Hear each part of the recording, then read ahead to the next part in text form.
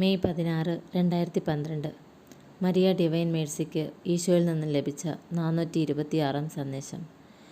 മൂന്നാം ലോക മഹായുദ്ധം ഉണ്ടാകുമെന്ന് നിങ്ങളോട് ഞാൻ പറയുകയാണ്. യോഹന്നാൻ്റെ വെളിപാട് പുസ്തകത്തിൽ ഇതിനെപ്പറ്റി പറഞ്ഞിട്ടുണ്ട്.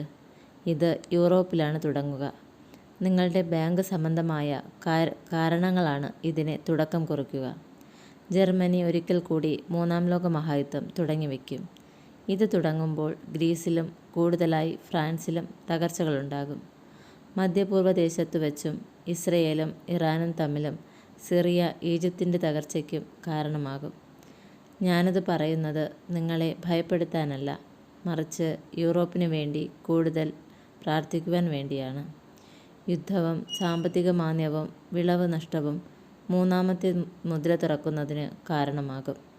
ഇത് ഭക്ഷ്യക്ഷാമമാണ്.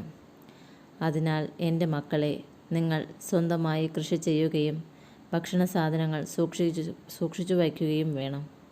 പ്രാർത്ഥനയ്ക്ക് ഇക്കാര്യത്തിൽ ഇളവ് വരുത്താൻ സാധിക്കുമെന്ന് ഓർത്തിരിക്കുക. ഒരുമിപ്പിക്കൽ എന്ന പേരിൽ ഈ യുദ്ധത്തിൻ്റെ ഒടുവിൽ എൻ്റെ കത്തോലിക്ക സഭ മറ്റു സഭകളുമായി ചേർന്ന് ഒരു ഏകലോക സഭയായി മാറും.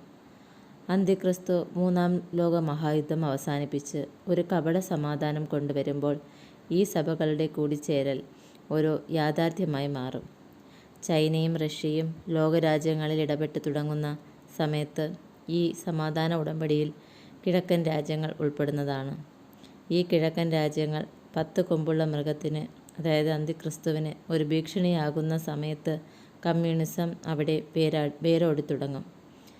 ചുവന്ന നീരാളിയായ ചൈന സാമ്പത്തിക ശക്തിയായതിനാൽ ലോകത്തിൽ ശ്രദ്ധിക്കപ്പെട്ടു തുടങ്ങി. ചുവന്ന വ്യാളിയും കരടിയായ റഷ്യയും ദൈവത്തെ സ്നേഹിക്കുന്നില്ല. കിഴക്കുനിന്നുള്ള അന്തിക്രിസ്തു റഷ്യയെയും ചൈനയെയും അടഞ്ഞ മുറിക്കുള്ളിലിരുന്നു നിയന്ത്രിക്കും. നിങ്ങളുടെ ഈശോ